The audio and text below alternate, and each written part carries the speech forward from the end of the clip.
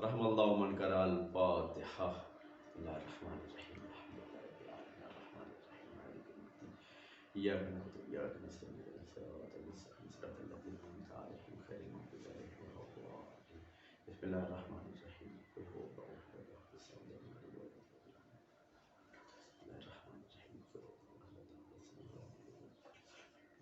بسم اللہ الرحمن الرحیم قل هو الله احد الصمد لم يلد ولم يولد. بسم اللہ الرحمن الرحیم قل هو الله احد اللهم صل على محمد اللهم صل على محمد اللهم صل على محمد. لا حول ولا قوة إلا بالله العلي العظيم. أعوذ بالله من الشيطان اللعين الرجيم. بسم الله الرحمن الرحيم. الحمد لله الذي لا يبلغ مدته القائلون ولا يحصي نعماء العادون ولا يؤدي حقه المجتهدون الذي لا يدركه بعد الهمم ولا يناله غوث الفتن الذي ليس لصفته حد معدود ولا نعت موجود ولا وقت معدود ولا عجل ممدود فطر الخلائق بقدرته ونشر الرياح برحمته وودت بالسرور ميدان عرضه. ثم الصلاة والسلام والتحية والإكرام على النبي المصطفى والرسول المجتبى الذي تنافت الله فكان قاب قوسين أو أدنى. هو الذي في السماء بأحمد وفي الأرض بأبي القاسم مصطفى محمد. اللهم صل على محمد وآل محمد وآله الطيبين الطاهرين المعصومين المنتجبين الميامين ولعنة الدائمة على أعدائهم أجمعين من الآن إلى قيام يوم الدين. أما بعد فقد قال الله الحكيم في القرآن المجيد وقوله الحق وأصدق الصادقين. بسم الله الرحمن الرحيم. إن الدين عند الله الإسلام. عزیزان محترم، خالق کائنات مالک ارض و سما اپنی عظیم کتاب، اپنی محبوب کتاب قرآن مجید میں یہ ارشاد فرما رہا ہے کہ دیکھو، چاہے لوگ کتنے ہی دین بنا لیں، کتنے ہی مذاہب بنا لیں، لیکن خداوند عالم کے نزدیک اگر کوئی دین محبوب اور عزیز ہے تو وہ واحد دین محمدی، دین اسلام ہے کہ جس کو خداوند عالم نے پسندیدہ دین قرار دیا ہے. واقعاً وہ دین اسلام ہے کہ جس دین میں سارے حقوق، سارے اخلاق، سارے احکامات بے نحو احسن خداوند عالم نے انبیاء رسول کے ذریعے سے ہم تک پہنچایا ہے. یہ دین اسلام وہ دین اسلام ہے کہ جس دین کی ابتدا جناب آدم کا سے سلسلہ جو شروع ہوا، خداوند عالم نے بشر اور انسانوں کو بعد میں بھیجا ہے، لیکن پہلے جناب آدم کو اس روح زمین پر بھیجا تاکہ انسان سے پہلے انسان کی ہدایت کا سلسلہ جاری اور ساری رہے، یہاں تک کہ جو آدم سے سلسلہ چلا تھا ہمارے اور آپ کے آخری رسول حضرت محمد مصطفیٰ صلی اللہ علیہ وآلہ وسلم تک یہ سلسلہ پہنچا کہ خداوند عالم نے آخری نبی اور رحمت للعالمین اور نبوت کی آخری کڑی جناب رسول اکرم کو بنا کر بھیجا کہ رسول اکرم نے سارے دین کو، سارے احکامات کو، نماز رسول اکرم نے پہنچائی، روزہ رسول اکرم نے پہنچایا، حسن خلق رسول اکرم نے پہنچایا، کردار رسول اکرم نے بتایا، ساری چیزیں، ہر احکامات رسول اکرم نے بے نحو احسن لوگوں تک پہنچایا تاکہ لوگ ان چیزوں کو دیکھ کر، ان چیزوں کے ذریعے سے راہ مستقیم اور بہترین راستہ جو خداوند عالم سے قریب کرتا ہو اور نجات کا ذریعہ بھی بنتا ہو، اس راستے تک پہنچایا رسول کی محنتوں نے. تو رسول اکرم نے ساری زحمتیں ساری محنتوں کو برداشت کیا، جبکہ تاریخ کے اوراق ہم جب پلٹیں گے جب مطالعہ کریں گے تو ہمیں پتہ چلے گا کہ رسول اکرم نے کتنی محنتوں اور کتنی زحمتوں سے اس دین کو ہم تک پہنچایا ہے۔ رسول نے اس دین کو پہنچانے کے لیے پتھر مارے گئے، رسول نے برداشت کیا، راستے میں کانٹوں کو بچھایا گیا، رسول نے برداشت کیا، زحمتیں دی گئی رسول اکرم کو، رسول نے برداشت کیا، ساری چیزوں کو ساری مشکلات کو رسول اکرم برداشت کرتے جا رہے ہیں، لوگ ان پر مصیبتیں نازل کرتے جا رہے ہیں، یہاں تک کہ وہ سلسلہ یہاں تک پہنچا کہ رسول اکرم نے کو اتنے ظلم ڈھائے گئے، لیکن رسول اکرم جو ان کو ظلم ڈھاتے تھے ان ساری چیزوں کو برداشت کرتے رہے تاکہ دین اسلام لوگوں تک پہنچ جائے۔ مقصد اور ہدف بس یہی تھا رسول اکرم کا کہ رسول یہ چاہتے تھے کہ دین اسلام کو لوگوں تک پہنچایا جائے تاکہ لوگ راہ نجات اور راہ مستقیم اور جو خداوند عالم کا راستہ ہے خداوند عالم سے قریب ہو سکیں۔ یہ مقصد پروردگار اور رسول اکرم تھا کہ دیکھو کہ دین کو مکمل بنانے میں جو اہم کردار رسول اکرم نے نبھایا ہے وہ کسی اور نے نہیں نبھایا ہے، تو لہذا اسی لیے اس کو دین محمدی بھی کہا جاتا ہے، کیونکہ سارے احکامات ساری چیزیں سب کچھ رسول اکرم کے صدقے سے ہم تک پہنچی ہیں۔ یہاں تک کہ یہ رسول کی رسالت کا دار و مدار بھی خداوند عالم نے ایک چیز پر رکھا کہ جس کو آخری حج سے جب واپس پلٹ رہے تھے رسول اکرم تو وہی نازل ہوئی، آواز قدرت آئی، یا ایھا الرسول بلغ ما انزل الیک من ربک وان لم تفعل فما بلغت رسالتہ، اے رسول تم اس حکم کو پہنچا دو جس حکم کو پہنچانے کا حکم پہلے ہی پروردگار نے تمہیں عطا کر دیا ہے، اگر تم نے اس کو نہ پہنچایا تو گویا تم نے کار رسالت ہی انجام نہیں دیا۔ اتنے گرم لہجے میں اتنے سخت لہجے میں پروردگار کا یہ حکم ہو رہا ہے، تو سوچئے کہ پروردگار جو ہمیں رسول اکرم کے ساری چیزوں کا یہ دستور دے رہا ہے کہ اے رسول اگر آپ نے اس حکم کو نہیں پہنچایا تو گویا کار رسالت ہی انجام نہیں دیا۔ تو جب خداوند عالم نے رسول کی محنتیں اور زحمتوں کا دار و مدار پروردگار نے ولایت کو قرار دیا ہے، کیا جب نہیں سوال کریں پروردگار کے نزدیک کہ پروردگارہ کیا ماجرا ہے، رسول نے اتنی محنتیں کو برداشت کیا، اتنی زحمتوں کو برداشت کیا، ساری چیزوں کو برداشت کرتے ہوئے تیرے دین کو پہنچایا ہے، اتنے احکامات پہنچائے ہیں، اب صرف ایک حکم نہ پہنچانے کی بنیاد پر گویا ایسے ہو گیا ہے کہ جیسے کہ کچھ کار رسالت ہی رسول نے انجام نہیں دیا ہو، تو عجب نہیں آواز قدرت آئے، اے نادان تجھے پتہ نہیں ہے کہ دیکھو رسول اکرم نے دین پہنچا دیا ہے، اب دین کی حفاظت کی ذمہ داری امامت اور ولایت کے اختیار میں ہے، کہ اگر امامت اور ولایت کا اعلان اگر رسول نہ کریں تو گویا ایسے ہے کہ رسول نے گویا کار رسالت ہی انجام نہیں دیا۔ اس کا ثبوت اگر ہمیں دیکھنا ہے تو کربلا کے میدان میں دیکھیے کہ وہ یزید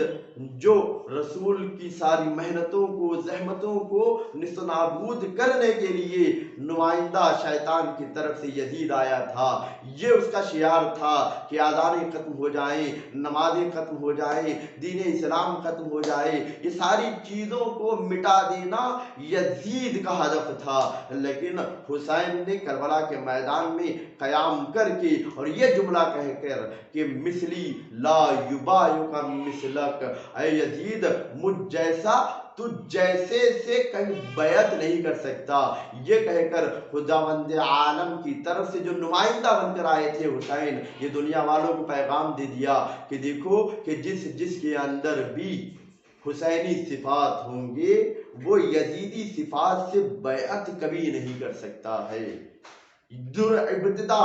کربلا سے ہوئی اور یہ سلسلہ چلتے ہوئے آج تک اور تا قیامت تک یہی سلسلہ جاری اور ساری رہے گا۔ یہی پیغام دنیا والوں کو حسین نے عطا کیا کہ دیکھو کہ جس کے اندر بھی صفات حسین پائے جائیں گے، جو حق پر ہوگا وہ کبھی باطل سے ہاتھ نہیں ملائے گا۔ تو اس کی مثال اگر ہمیں اس دنیا میں دیکھنا ہے تو بہت سی مثالیں مل جائیں گی جو روشن اور آیا ہے کہ نمائندہ حق اور باطل کا سلسلہ چلتا ہوا آ رہا ہے، اور آج بھی حق اور باطل کے درمیان سلسلہ چلتا ہوا آ رہا ہے۔ تو ہمیں ایسی حکومتیں بھی ملی ہیں جو شیطانی حکومتیں ہیں، لیکن جو حسینی حکومتیں ہیں وہ کبھی شیطانی حکومت سے ہاتھ ملانے کے لیے تیار نہیں ہیں، بلکہ ان کا ڈٹ کر مقابلہ کرتی ہیں۔ تو لہذا وہی کام امام حسین نے کربلا کے میدان میں کیا کہ سب کچھ قربان کر دیا، بھرا گھر لٹا دیا، اپنا سر تک پیش کر دیا، لیکن حسین نے کبھی یزید سے بیعت نہیں کی۔ حسین کو یزید کو حسین کا سر مل گیا لیکن بیعت نہ ملی، اور حسین کا سر نوک نیزہ پر بلند ہو کر قرآن کی تلاوت کر کے یہ پیغام دے رہا تھا کہ دیکھو کہ یزید تم ہم کو سر تن سے جدا کر سکتے ہو لیکن ہمیں موت نہیں دے سکتے ہو، ہماری بیعت تم حاصل نہیں کر سکتے ہو۔ تو لہذا یہ پیغام کربلا تھا کہ دیکھو کہ کبھی حق ظلم کے خلاف آواز بلند کرنے کا نام ہے، سر جھکانے کا نام نہیں ہے۔ تو لہذا یہ ذمہ داری امام حسین نے کربلا میں نبھائی کہ جو دین محمدی ختم ہو رہا تھا، تمام ہو رہا تھا، اس کے سلسلے کو نیست و نابود کیا جا رہا تھا، اس دین کو امام حسین نے کربلا میں بچایا ہے۔ اب حسین کربلا میں دین اسلام کو بچا چکے، تو اب ذمہ داری صرف بچانا کافی نہیں تھا بلکہ لوگوں تک پہنچانا بھی ضروری تھا۔ تو اسی لیے کہتے ہیں کہ اگر زینب اور سجاد کی ذات نہ ہوتی تو کربلا ہی میں دفن ہو چکی ہوتی، لیکن جناب سجاد اور جناب زینب کی زحمتیں اور محنتیں ہیں کہ جو ہم تک دین اسلام پہنچا ہے، اور تا قیامت تک یہ دین باقی بھی رہے گا۔ تو لہذا جناب سید سجاد اور امام جناب زینب کبریٰ نے جو کردار کربلا کے بعد پیش کیا ہے وہ کردار کسی نے نہیں پیش کیا۔ واقعاً کہ دین محمدی پہنچانے والی ذات کا نام محمد ہے اور دین کو بچانے والی ذات کا نام حسین ہے، تو اس دین کو پہنچانے والی ذات کا نام زینب و سجاد ہے، کہ یہی ذات ہے، زینب و سجاد کا صدقہ ہے کہ کربلا کو دنیا تک پہنچایا ہے، دین کو عام کیا، دین کو لوگوں تک پیش کیا۔ تو لہٰذا یہ محنتیں تھی جناب سجاد اور جناب زینب کی، اور خود کردار اٹھا کر دیکھ لیے جناب سجاد کا اور جناب زینب کا کہ جہاں جہاں موقع ملا ہے جناب زینب اور جناب سجاد کو وہاں دین کی حقیقت کو بیان کیا ہے اور دشمن کی اصلیت کو بیان کیا ہے، بتایا ہے کہ دیکھو جو ہمیں قیدی کر لے کر آ رہا ہے، ہمیں جو قیدی بنا کر لے کر آیا ہے وہ ذلیل ہے، وہ نابود ہے، وہ برباد ہونے والا ہے، اس کی حقیقت کیا ہے، اس چیز کو دنیا کے سامنے روشن اور آشکار کیا۔ جناب زینب اور جناب سجاد کی ذات نہیں، یہ وہ ذاتیں تھیں کہ جو ہر قدم قدم پر یزید کی حقیقت بیان کرتے تھے اور حسین کی جیت کا اعلان کیا کرتے جا رہے تھے۔ اب جناب سید سجاد کی زندگی ہمارے لیے نمونہ عمل ہے کہ رسول کا جو دین حسین نے کربلا میں بچایا تھا اس دین کو سید سجاد نے کیسے پہنچایا ہے۔ ذمہ داری واقعاً دیکھیے کہ جس موقع پر جس چیز کی ضرورت ہوتی ہے، امام کہتے ہی اسی کو ہے کہ جس چیز کی جس وقت ضرورت پڑے اس چیز کا استعمال کرے، اسی کو امام کہتے ہیں۔ کربلا کے میدان میں تلوار کو بلند کرنا ضروری تھا، اسی لیے حسین نے تلوار کو بلند کیا۔ اب کربلا کے بعد جناب سجاد دین اسلام کو پہنچانے کے طریقے کو بدل لیے ہیں۔ اب طریقہ اور ذمہ داری جناب سجاد کی کیا ہے کہ وہ دین کو پیش کرے، پہنچائے دنیا تک، تلوار کے ذریعے سے نہیں بلکہ کردار کے ذریعے سے، گریہ کے ذریعے سے، دعاؤں کے ذریعے سے، اپنی عبادتوں کے ذریعے سے۔ اللہ اکبر۔ تاریخ کہتی ہے کہ جناب سجاد نے کربلا کو 3 طریقوں سے دنیا تک پیش کیا ہے۔ مقصد کربلا کو 3 راستوں کا انتخاب کیا ہے جناب سجاد نے، 3 طریقوں سے، 3 طریقوں کا وسیلہ لیا جناب سجاد نے، اور انہی 3 طریقوں سے دنیا تک کربلا کے مقصد کو پیش کیا۔ اور وہ 3 طریقے کیا ہیں کہ پہلی چیز گریہ۔ جب بھی جناب سجاد کو کربلا یاد آتی یا پانی دیکھتے یا بہت سے مقامات پر کربلا کو یاد کر کے گریہ کیا کرتے تھے۔ یہ جناب سجاد کا طریقہ تھا تاکہ کربلا اور ظالموں کا ظلم لوگوں کو آشکار ہو جائے۔ اسی لیے جناب سجاد نے گریہ کر کے دنیا تک کربلا پہنچائی۔ اور دوسرا طریقہ جناب سجاد کا کہ جناب سجاد چاہتے تھے کہ کربلا دین اسلام کو بچانے کا نام ہے، دین اسلام کو بچایا گیا ہے، اب دنیا تک پہنچانا تھا دین اسلام کو۔ اب آشکارا طور پر اتنے اختیارات، ظاہری طور پر یہ حالات نہیں تھے۔ ویسے تو امام جو ہوتا ہے سارے اختیارات اس کے پاس موجود ہوتے ہیں، لیکن حالات ایسے سازگار نہیں تھے کہ یہ سجاد تلوار کو بلند کرتے۔ جس طریقے سے رسول اکرم کی زندگی کے بعد مولا کائنات چاہتے تو تلوار کے ذریعے سے اپنا حق خلافت کو حاصل کر سکتے تھے، لیکن مولا کائنات نے صبر کیا، انتظار کیا اور دین کو پہنچاتے بھی رہے دوسرے راستے سے، لیکن تلوار کو بلند نہیں کیا، کیونکہ مولا کائنات جانتے تھے کہ اب تلوار بلند کرنے کا نام اسلام نہیں ہے بلکہ صبر کرنے کا نام اسلام ہے۔ وہی کردار جناب سجاد کربلا کے بعد نبھا رہے ہیں کہ وہ پہلا دادا علی تھا کہ جو اس کردار کو دنیا تک پہنچایا کہ دیکھو کہ اس رسول کے بعد تلوار اٹھانے کا نام اسلام نہیں ہے بلکہ کردار پیش کرنے کا نام اسلام ہے۔ ایسے حالات موجود تھے اس وقت۔ اب وہی اسی دادا کا پوتا، وہی علی کا شبی، وہی کردار نبھا رہا ہے، دنیا کو یہ پیغام دے رہا ہے کہ دیکھو حسین کے شہید ہونے کے بعد، بابا کی رخصتی کے بعد تلوار بلند کرنے کا نام دین اسلام نہیں ہے بلکہ صبر کرنے کا نام دین اسلام ہے۔ تو لہذا امام سجاد نے صبر کیا اور دین اسلام کو پہنچایا بھی دوسرے طریقے سے۔ اب امام سجاد دعاؤں کو اپنا وسیلہ بنا رہے ہیں لوگوں تک دین اسلام پہنچانے کا۔ یہ دوسرا طریقہ جناب سجاد کا کربلا کے مقصد کو دنیا تک پہنچانے کا کہ دیکھو دین اسلام باقی رہے، اسی لیے حسین نے اپنا سر کٹایا ہے۔ تو اب دوسرا طریقہ جناب سجاد کا یہ کہ دعاؤں کے ذریعے سے واقعی سمندر ہے، انسان کی ساری زندگی گزر جائے گی لیکن امام سجاد کی دعاؤں کو سمجھ نہیں پائے گا۔ ایسے ایسے مطالب امام سجاد نے دعاؤں کے ذریعے سے انسانوں کی ہدایت کے لیے پیش کر دیے ہیں کہ انسان ایک ایک دعا کو، ایک فکرے کو سمجھ جائے تو اس کی زندگی سمجھ جائے گی۔ ایسے پیغامات امام سجاد نے دعاؤں کے وسیلے سے ہم تک پیش کیا ہے۔ یہ دوسرا طریقہ امام سجاد کا۔ اور تیسرا طریقہ جو اہم اور ضروری ہے ہمارے جوانوں کے لیے، وہ امام سجاد عبادتوں کے ذریعے سے دنیا تک عبادت پہنچا رہے تھے، کربلا پہنچا رہے تھے کہ دیکھو کربلا صرف گریہ کرنے کا نام کربلا نہیں ہے، صرف ماتم کرنے کا نام کربلا نہیں ہے۔ یہ پیغام دیا امام سجاد نے آتی دنیا تک کے جوانوں کو اور ہر ایک کو کہ دیکھو صرف گریہ کرنے کا نام کربلا نہیں ہے، صرف انسان ماتم کرنے کا نام کربلا نہیں ہے،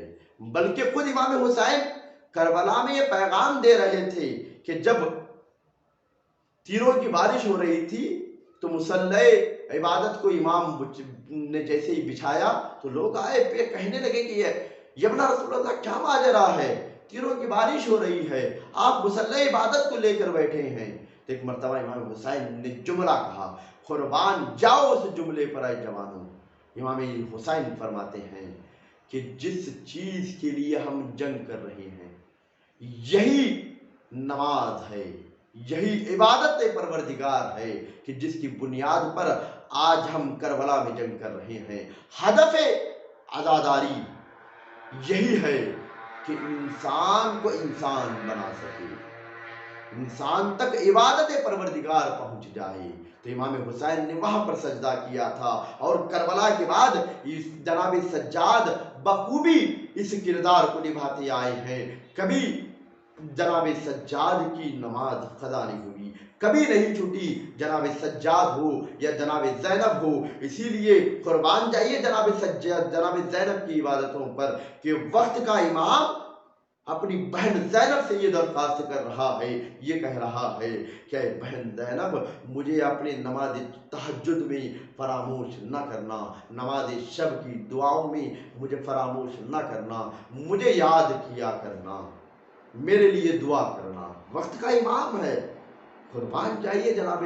زینب کی عبادتوں کو۔ جناب زینب اور امام سجاد نے کس طریقے سے پیغامات پہنچائے ہیں، گریہ کر کے ذریعے سے، خطبات اور دعاؤں کے ذریعے سے دین اسلام کو پہنچایا، اور عبادتوں کے ذریعے سے۔ امام سجاد اور جناب زینب نے عبادت کر کے دنیا کو یہ پیغام دیا کہ دیکھو کہ کربلا رونما ہونا اور کربلا میں شہید ہونے کا مقصد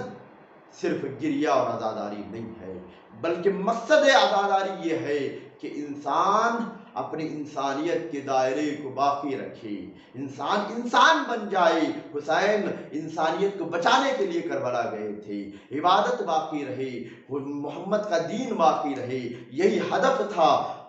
امام حسین کا۔ تو اسی ہدف کو لے کر جناب زینب اور جناب سجاد دنیا تک یہ پیغام دے رہے ہیں کہ دیکھو کبھی اپنی عبادتوں سے غافل نہ ہو جاؤ، کبھی تم اپنی ذمہ داری کو بھول نہ جاؤ، بلکہ اپنی ذمہ داری کو ہمیشہ یاد رکھو۔ تو لہذا جناب سجاد اور جناب زینب نے، اور جہاں پر جو طریقے کی ضرورت تھی، جہاں پر خاموش ہونا تھا، وہاں پر سجاد نے صبر کیا، اور جہاں شجاعت کی جوہر دکھانے تھے وہاں شجاعت کی جوہر دکھائے جناب زینب اور سجاد نے۔ چاہے وہ یزید کا دربار ہی کیوں نہ ہو، امام سجاد یزید کو للکار کر یہ اس کی حقیقت بیان کر رہے تھے کہ دیکھو کہ ہم کس نسب اور حسب کے ہیں، اور تمہارا حسب و نسب کون سا ہے، ہم کس خاندان کے ہیں، تم کس خاندان کے ہو، ہم شریف خاندان کے ہیں، تم رذیلہ میں سے ہو۔ ہمیں اتنی شرافت خداوند عالم نے اتنی فضیلت ہمیں عطا کی ہے کہ کعبہ ہمارے صدقے میں ہے، مدینہ ہمارے صدقے میں ہے، مکہ ہمارے صدقے میں ہے، مینا ہمارے صدقے میں ہے۔ یہ ساری چیزوں کو جناب سجاد نے یزید کے ممبر پر، یزید کے دربار میں للکار کر پیغام دے دیا کہ دیکھو کہ ہر جگہ خاموش رہنا یہ صبر نہیں ہے، بلکہ یا یوں کہا جائے کہ ہر جگہ آواز بلند کر دینا یہ شجاعت نہیں ہے، بلکہ شجاعت اور صبر اسی کو کہتے ہیں کہ جہاں صبر کرنا چاہیے وہاں پر خاموش رہیں، اور جہاں پر شجاعت کی جوہر دکھانا چاہیے وہاں پر شجاعت کی جوہر دکھائیں۔ وہ سجاد جو کوفے سے شام سے کوفہ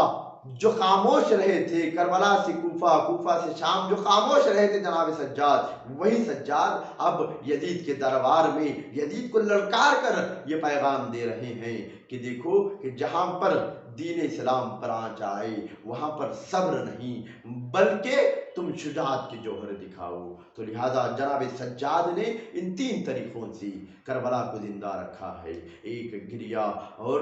دوسرا پیغامات اسلام دعاؤں کی شکل میں اور خطبات کی شکل میں، اور تیسری ذمہ داری، وہ اہم ذمہ داری جناب سجاد نے جو نبھایا ہے وہ عبادتوں کے ذریعے سے۔ خود قربان جائیے عبادتوں کو جناب سجاد کی، کہ جس کے لیے خود خداوند عالم نے زین العابدین کا لقب دیا ہو، وہ ذات کہ جو عبادتوں کی زینت ہے، وہ سجاد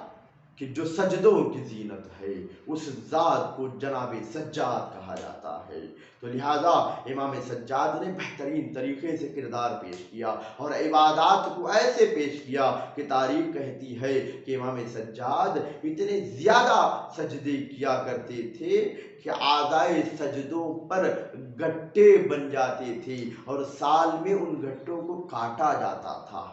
اتنا زیادہ امام سجاد عبادت انجام دے رہے تھے۔ ایک شخص آیا، آنے کے بعد امام سجاد سے فرمایا کہ مولا آپ کتنی زیادہ عبادت انجام دیتے ہیں، آپ کو زین العابدین کہا گیا ہے، سجدوں کی زینت کہا گیا ہے، آپ کی عبادتوں کا کوئی شمار نہیں کر سکتا ہے، اتنی عبادتیں آپ کی موجود ہیں۔ تو ایک مرتبہ امام سجاد نے کہا اپنے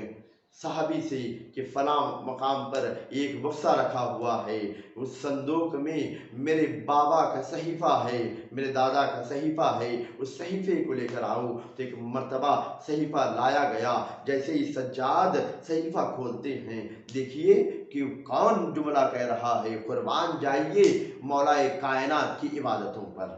دنیا مولا کائنات امام علی کو صرف اس نظریے سے پیش کرتی ہے، یہ دیکھتی ہے کہ مولا کائنات فتح خیبر و جنگ حنین تھی، صرف شجاعت کے جوہر دکھاتے تھے، جس مقام پر پہنچ جاتے تھے وہ جیت کر واپس آتے تھے۔ لیکن دنیا نے مولا کائنات کی عبادت کی طرف نہیں دیکھا ہے۔ مولا کائنات وہ مولا کہ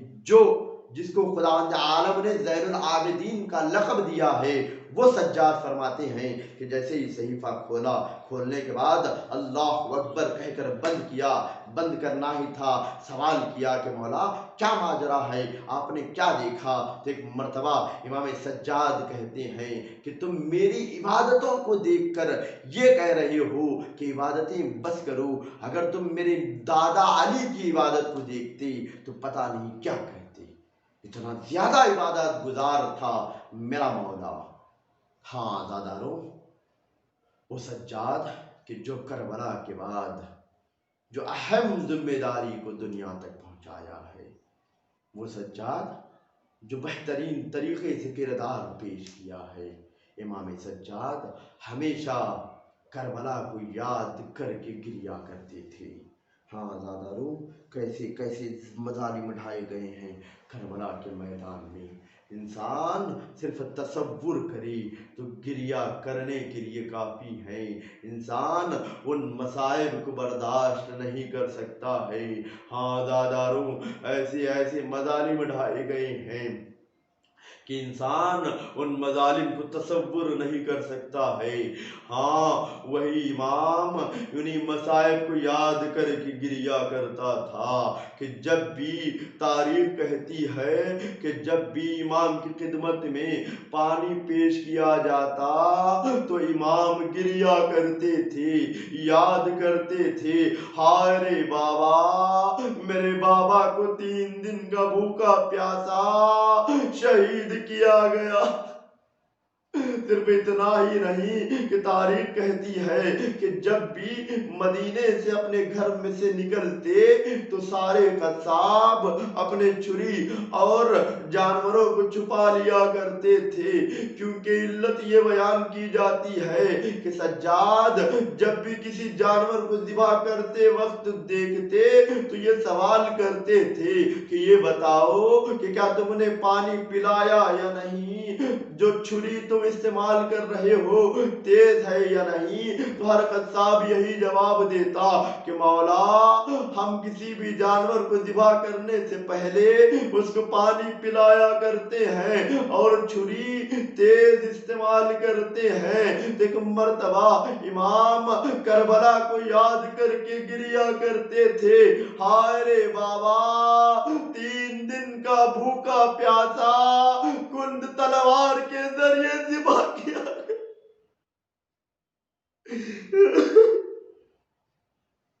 आज़ादारों, सज्जाद, जब भी सज्जाद से पूछा जाता, एक मर्तबा मिनहाल आते हैं, आने के बाद कहते हैं कि मौला कब तक गिरिया करिएगा, अब बस करिए। तो एक मर्तबा इमाम फरमाते हैं कि आए मिनहाल, तुमने इंसाफ नहीं किया। याकूब का एक बेटा यूसुफ आंखों से ओझल हुआ था कि याकूब यूसुफ के फिराक में इतना गिरिया किए कि आंखों की बीनाई चली गई। मेरे 18 बरादर करबला में शहीद कर दी। फिर जनाबे सज्जाद जिससे एक सवाल करते हैं कि मौला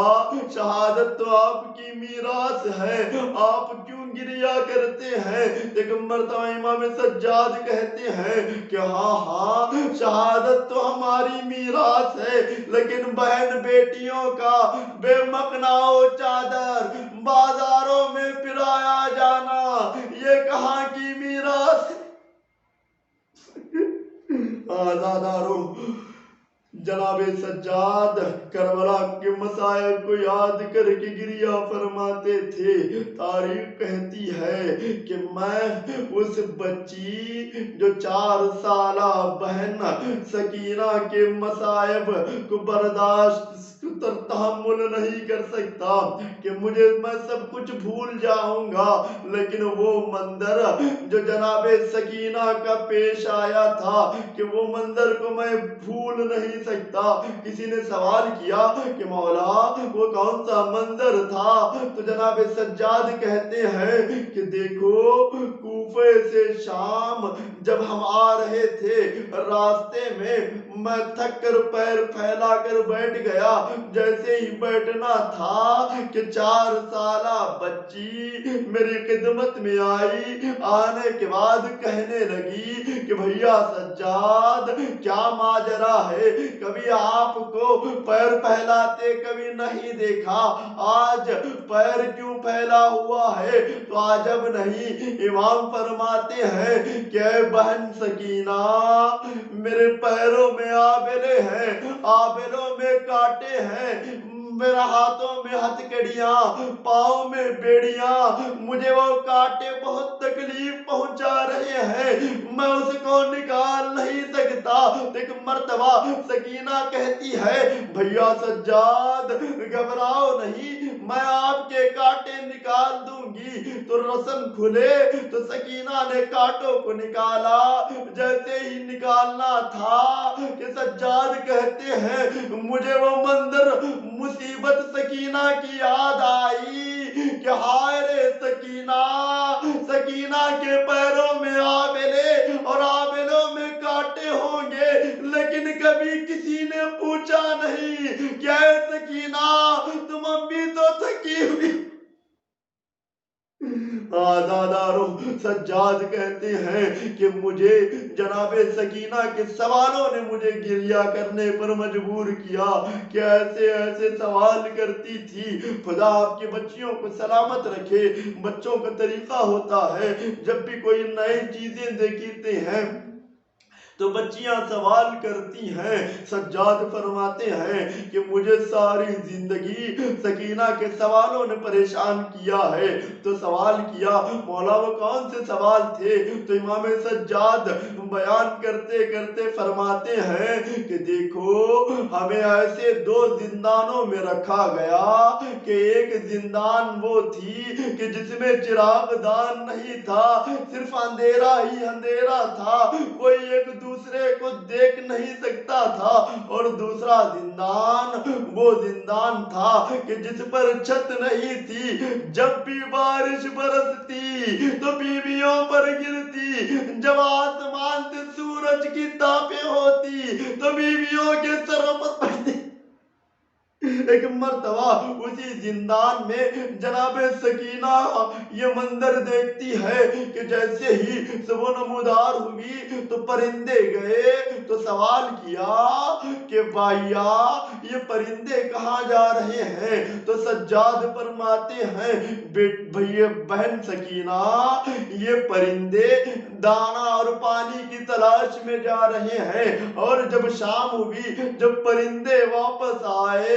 ایک مرتبہ جناب سکینہ نے پھر سوال کیا کہ بھیا یہ پرندے پھر کہاں جا رہے ہیں؟ ایک مرتبہ امام سجاد کہتے ہیں کہ اے بہن سکینہ یہ پرندے اپنے اپنے آشیانوں میں جا رہے ہیں، اپنے گھر جا رہے ہیں۔ بس اتنا سننا تھا کہ سکینہ تڑپی، کہا کہ بھیا کیا قیدی بھی کبھی اپنے گھر جاتی ہے یا زندان میں مر جاتی ہے؟ سَيَعْلَمُ الَّذِينَ ظَلَمُوا أَيَّ يَنقَلِبٍ يَنقَلِبُونَ۔ واہ مصیبتا، واہ سجادہ، واہ سکینہ، اِنَّا لِلَّهِ وَإِنَّا إِلَيْهِ راجعون۔